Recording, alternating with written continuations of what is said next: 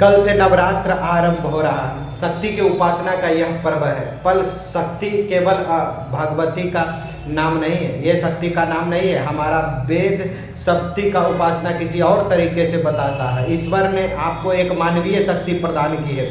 शक्ति का दुरुपयोग ना हो, यह शक्ति की वास्तविक उपासना है।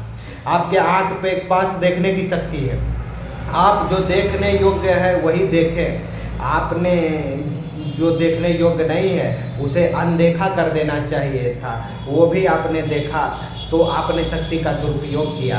आप बाहर किसी भी विग्रह मूर्ति का पूजा करते हैं, आपके कमरेंद्रिया, आपकी ज्ञान दिया, अपनी शक्ति का दुरुपयोग करते हैं तो यह शक्ति की उपासना कभी सफल नहीं होगी। दुनिया बड़ी बाबरी है, बाहर पूजे जाए और घर की चक्की कोई न पूजे जिसका पीसा खाए।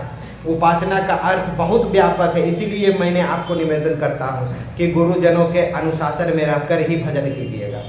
सत्संग के छत्र छाया में रहकर अपने आध्यात्मिक जीवन को आगे बढ़ाइएगा।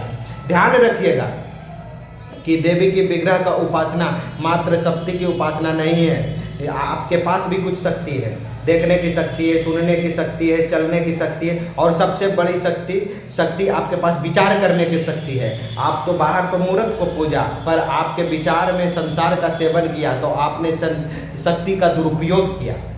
शक्तियों को दुरुपयोग ना हो, सदुपयोग हो, यही शक्ति की उपासना है। क्योंकि मेरा संकेत करती है कि ये मेरे शक्ति खर्चे न खूटे, बाकू चोर न लूटे, दिन बढ़त सर्वायु। यदि आपने सही से उपयोग किया तो आपका बल, बुद्धि, आपका यश, आपका सामर्थ्य, उसका विस्तार होता चला जाएगा। प्रकृति है, एक बीज पड़ता है, अनंत बीज ले आने के लिए पड़ता है। तो इसी प्रकार से शक्ति है, शक्ति का सब आराधना अब शुरू हो चुका है। माँ भगवती को किस प्रकार से शक्ति का आराधना करना चाहिए, इसका आनंद लेते रहिए और भगवान के और आदि शक्ति पराशक्ति का ध्यान अपने अंदर कीजिए। गुरुजनों की कृपा से सानिध्य में जाकर कीजिए, निश्चित ही आपको सफलता मिलेगी और शक्ति का से सिद्धि जो प्राप्त होती है वो आपको निश्चित ही होगी। राधे राधे और जय दुर्गा माता की जय।